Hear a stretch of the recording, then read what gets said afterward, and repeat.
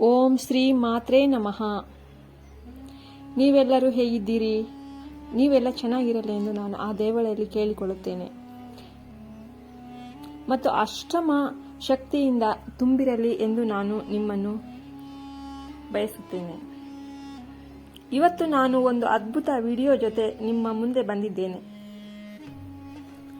ನಾವು ಮಾಡಲು ಹೊರಟಿರುವ ಯಾವುದೇ ಕೆಲಸದಲ್ಲಿ ಯಶಸ್ಸನ್ನು ಸಾಧಿಸಲು ನಾವು ಈ ಶಕ್ತಿಶಾಲಿ ಮಂತ್ರವನ್ನು ಜಪಿಸಬೇಕು. ಸಾಮಾನ್ಯವಾಗಿ ನಾವು ಮಂಗಳವಾರ ಮತ್ತು ಶುಕ್ರವಾರದಂದು ವಾರಾಹಿ ಅಮ್ಮನವರನ್ನು ಪೂಜಿಸುತ್ತೇವೆ. ಅದೇ ರೀತಿ ಪೌರ್ಣಮಿ, ಪಂಚಮಿ, ಅಷ್ಟಮಿ, ಅಮಾವಾಸ್ಯೆಯಂತಹ ವಿಶೇಷ ಹಬ್ಬಗಳಂದು ನಾವು ಅಮ್ಮನನ್ನು ಪೂಜಿಸಿ ಪೂಜೆ ಸಲ್ಲಿಸುತ್ತೇವೆ ಮತ್ತು ಇದರಿಂದ 2 ಪಟ್ಟು ಫಲಿತಾಂಶ ಸಿಗುತ್ತದೆ. ನೀವು ಅದನ್ನು ಕಚೇರಿಯಲ್ಲಿ ಅಥವಾ ಮನೆಯಲ್ಲಿ ಪ್ರಯತ್ನಿಸಬಹುದು. ಇಲ್ಲದಿದ್ದರೆ ನೀವು ಶಾಂತವಾಗಿರುವಲ್ಲೇ ಇದನ್ನು ಪ್ರಯತ್ನಿಸಿ. ಆದರೆ ನಾನು ಟಿಫಿನ್ ಸೆಂಟರ್ ಸ್ಥಾಪಿಸಬೇಕು, ಅದರಿಂದ ಲಾಭ ಗಳಿಸಲು ಬಯಸುವವರು, ಅದೇ ರೀತಿಯಾಗಿ ಬಟ್ಟೆ ಅಂಗಡಿ ಸ್ಥಾಪಿಸಲು ಬಯಸುವವರು ಮತ್ತು ಇತರ ವ್ಯಾಪಾರ ಮಾಡಲು ಬಯಸುವವರು ಹೆಚ್ಚಿನ ಲಾಭಕ್ಕಾಗಿ ಈ ಕೆಲಸವನ್ನು ಪ್ರಾರಂಭಿಸುವ ಮೊದಲು ನೀವು ಅಮ್ಮನಿಗೆ ಕರೆ ಮಾಡಿ.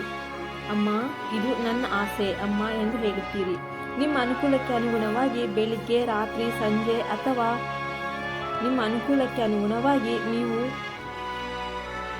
ಅಮ್ಮ ಮಂತ್ರವನ್ನು 9 ಬಾರಿ ಅಥವಾ 11 ಬಾರಿ ಜಪಿಸಬಹುದು. ನೀವು ಅನುಕೂಲಕ್ಕೆ ಅನುಗುಣವಾಗಿ ನೀವು ಅದನ್ನು 9 ಬಾರಿ ಅಥವಾ 11 ಬಾರಿ ಜಪಿಸಬಹುದು. ವಾರಾಹಿ ಅಮ್ಮ ನಿಮ್ಮ ಕೆಲಸದಲ್ಲಿ ಸಹಾಯ ಮಾಡುತ್ತಾರೆ ಮತ್ತು ನಿಮ್ಮನ್ನು ಯಶಸ್ವಿಗೊಳಿಸುತ್ತಾರೆ. ಅಮ್ಮ, ನಾನು ತೊಂದರೆಯಲ್ಲಿದ್ದೇನೆ. ಈ ಕಷ್ಟಗಳನ್ನು ನಾನು ಸಹಿಸಲು ಸಾಧ್ಯವಿಲ್ಲ. ನನ್ನ ಅತ್ತೆ ಮಾವನ ಕಿರುಕುಳವನ್ನು ನಾನು ಸಹಿಸಲು ಸಾಧ್ಯವಾಗುತ್ತಿಲ್ಲ. ಅಮ್ಮನನ್ನು ನೆನೆಸಿಕೊಳ್ಳಿ ಮತ್ತು ಅಮ್ಮನ ಪಾದಗಳನ್ನು ಹಿಡಿದು ಪ್ರಾರ್ಥಿಸಿ. ಅಮ್ಮ, ಬೇಗ ಬಂದು ನೀನು ಎಲ್ಲಿದ್ದರೂ ನನ್ನನ್ನು ರಕ್ಷಿಸು ಎಂದು ಹೇಳಬೇಕು. ಶತ್ರುಗಳ ಭಯ ಇರುವುದಿಲ್ಲ.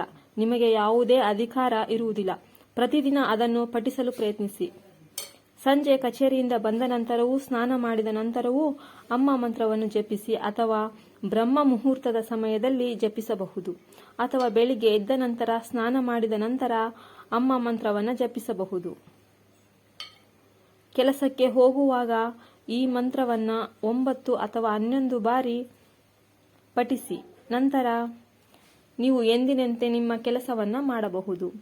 ಅಮ್ಮ ನಿನಗೆ ಅಮ್ಮನ ಶಕ್ತಿಯನ್ನು ಕೊಡುವವಳು. ಯಾರಾದರೂ ನಿಮಗೆ ಹಾನಿ ಮಾಡಲು ಬಯಸಿದರೆ ಅಮ್ಮ ಅವರು ಆ ಕೆಟ್ಟದ್ದನ್ನು ಮಾಡದಂತೆ ನಿಯಂತ್ರಿಸುತ್ತಾರೆ. ಶತ್ರುಗಳು ಸಹ ಸ್ನೇಹಿತರಾಗುತ್ತಾರೆ. ಆ ಶಕ್ತಿಶಾಲಿ ಮಂತ್ರವು ನಿಮ್ಮ ಜೀವನದಲ್ಲಿ ಪವಾಡಗಳನ್ನು ತರುತ್ತದೆ.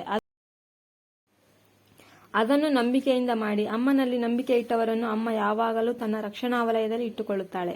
ನಾವು ಅನೇಕ ಪವಾಡಗಳನ್ನು ನೋಡುತ್ತಿದ್ದೇವೆ. ನಾವು ಇಲ್ಲಿದ್ದೇವೆ. ನಮ್ಮ ತಾಯಿಯ ಫೋಟೋ ಹಾಕಬೇಕು ಎಂದು ನಾನು ಭಾವಿಸುತ್ತೇನೆ. ಇದು ನಮ್ಮನ್ನು ಹೆದರಿಸುತ್ತದೆ. ನನ್ನ ಸಹೋದರಿ ಇನ್ನೂ ಕೆಲವರು ನಮ್ಮ ತಾಯಿಯ ಫೋಟೋ ಹಾಕಲು ಹೆದರುತ್ತಾರೆ. ಆದರೆ ಅಮ್ಮನ ವಿಗ್ರಹವನ್ನು ಇಟ್ಟುಕೊಳ್ಳಬೇಡಿ. ನೀವು ಪ್ರತಿದಿನ ಪೂಜಿಸುವ ದೀಪವನ್ನು ವಾರಾಹಿ ಅಮ್ಮ ಎಂದು ಪೂಜಿಸಬಹುದು. ನಿಮಗೆ ಆತ್ಮವಿಶ್ವಾಸ ಬಂದಾಗ, ನಾನು ಇಂದು ಅಮ್ಮನನ್ನು ಪೂಜಿಸುತ್ತೇನೆ. ಪಂಚಮಿ ಪೂಜೆಯಿಂದಾಗಿ ನನಗೆ ಒಂದು ಪವಾಡ ಸಂಭವಿಸಿತು. ಅಮ್ಮ ನಮ್ಮನ್ನು ರಕ್ಷಿಸುತ್ತಾಳೆ. ಅಮ್ಮ ನಮ್ಮನ್ನು ರಕ್ಷಿಸಿದ್ದಾರೆಂದು ನಿಮಗೆ ಅನಿಸಿದ ನಂತರವೇ ಅಮ್ಮನ ಫೋಟೋ ತನ್ನಿ.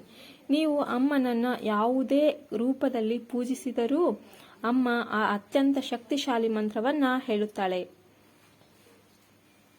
ವಾರಾಥಾಲಿ ವಾರಾಥಾಲಿ ವಾರಾಥಾಲಿ ಪವಾಡಗಳನ್ನು ಸೃಷ್ಟಿಸುವ ಶಕ್ತಿಶಾಲಿ ಮಂತ್ರ. ವಾರಾಥಾಲಿ ಎಂದರೆ ಅಮ್ಮ ಕುದುರೆಯ ವೇಗದಲ್ಲಿ ಬಂದು ನಿನಗೆ ಭದ್ರತೆ ನೀಡುತ್ತಾಳೆ ಎಂದರ್ಥ.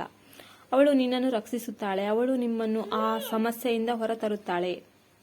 ನಿಮ್ಮ ಆಸೆ ಮತ್ತು ಕೆಲಸ ನೆರವೇರಿಸಲು ಅಮ್ಮ ನಿಮಗೆ ಸಹಾಯ ಮಾಡುತ್ತಾರೆ. ಆದ್ದರಿಂದ ಯಾವುದೇ ಸಮಸ್ಯೆಯು ಒಂದು ಚಿಟಿಕೆಯಲ್ಲಿ ನಿವಾರಣೆಯಾಗುತ್ತದೆ. ಆ ಶಕ್ತಿಶಾಲಿ ಮಂತ್ರವನ್ನು ಬಿರುಗಾಳಿಗಿಂತ ವೇಗವಾಗಿ ಬಂದು ನಿಮ್ಮನ್ನು ತಲುಪುತ್ತದೆ.